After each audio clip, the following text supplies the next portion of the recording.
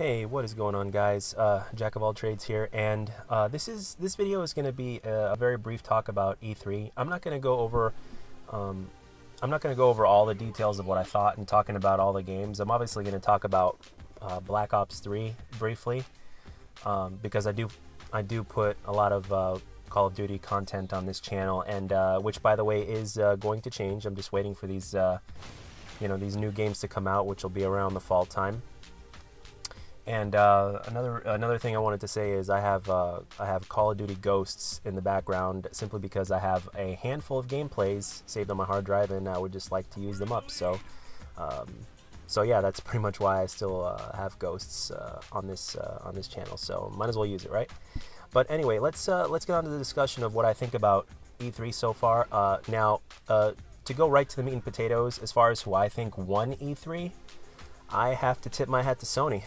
First of all, they started off with finally showing off The Last Guardian, which has been a thing that so many fans have wanted to see, and for like, I don't know, years now they haven't seen it, and for them to finally get it is not only a good move on Sony's part, business-wise, but the thing is they probably didn't have enough to show the years prior, so I'm happy that Sony finally had the opportunity to show it off, and I'm sure the fans are really happy.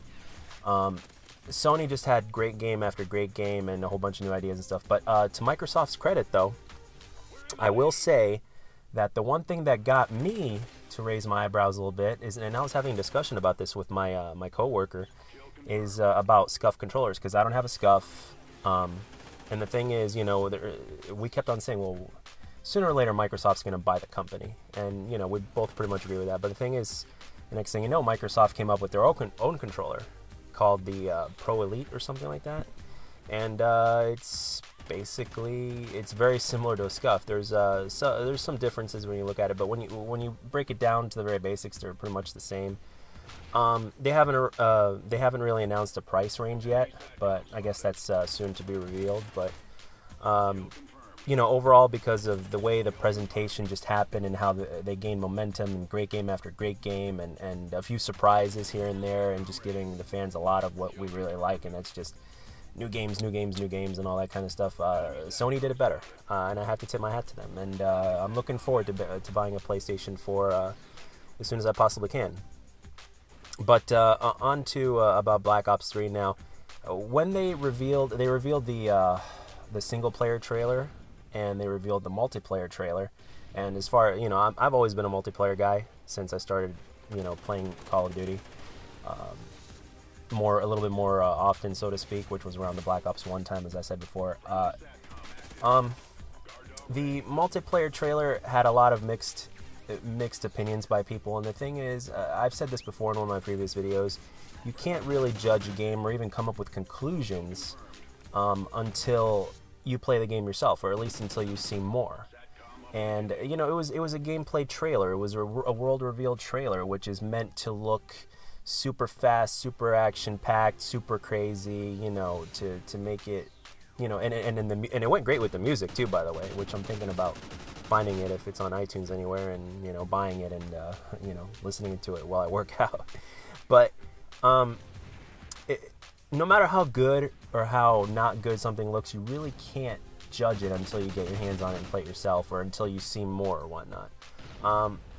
I liked what I saw, don't get me wrong, but at the same time, I'm not gonna make any final decisions. I'm not gonna say, oh my gosh, they did it, this is gonna be the best Call of Duty ever, because you can't do that until you play the game, and there's so much yet that we haven't seen. And the beta's coming out in August, which is exciting. Well, for PlayStation guys, if I can get my PlayStation by then I'm definitely gonna have that in August. But long story short, you just can't jump to conclusions. And from what I saw, I thought it was good. Does it have potential? Yes, I'm gonna stick with what I said before. It has potential, and the thing is, we can't really make a judgment. Tomorrow they're gonna have gameplay shown up of matches, so we can actually get to see of what it's like, of how matches really run, instead of just watching a montage trailer, so to speak, with some badass music. So it'll be a taste of what we're gonna get when we get the game ourselves. So overall, there's been a lot of great games. You know, Doom, of course, was shown. There was some more Halo 5 stuff, and I've had a great time watching E3. I mean, I'm a fanboy of video games, so I'm gonna like a little bit of everything. Even though I don't play certain types of games, I'm always gonna be a fan of them simply because of the fact that I grew up playing games. And E3 was very entertaining to watch. The surprises were really good. Of course, we got Gears of War. I never got into Gears multiplayer, but I certainly loved the single player. So I have mad respect for that franchise.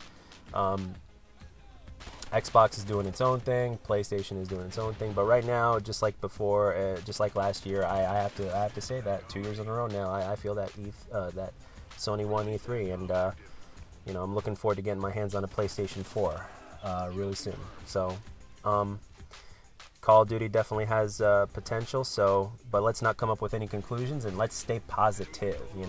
And a lot of people saying in the comments, that they're really disappointed, and they're even calling it Titanfall 2, and I can definitely see where they kind of came up with that kind of a statement. And from what we've seen in the trailer and what was shown, absolutely, it does look like Titanfall 2, especially with some of the new things that they've implemented. But I'm going to be remaining optimistic. I can't wait to see actual gameplay matches tomorrow. Which will be great. My favorite mode, Kill Confirmed. I'm looking forward to seeing gameplay on that, and just seeing how everything works. So, it's definitely a good year to be a gamer, and I am very much looking forward to the fall time, which is my coincidentally, it's also my favorite time of year. I'm looking forward to Halo. I'm looking forward to Call of Duty. I'm looking forward to everything. I'm going to be playing a lot of new games that I've never played before, maybe even some new franchises. So. I hope you guys enjoyed the video. I just wanted to make a brief little commentary about what I thought, and without going into details about every single thing that was shown at E3, I just wanted to give a little commentary of what I thought about the Call of Duty and who I think won, who I think won, and that's pretty much it. So I'll see you guys on the next video, which should be up sometime the next day. And I hope you guys enjoy your week. Be safe. See ya.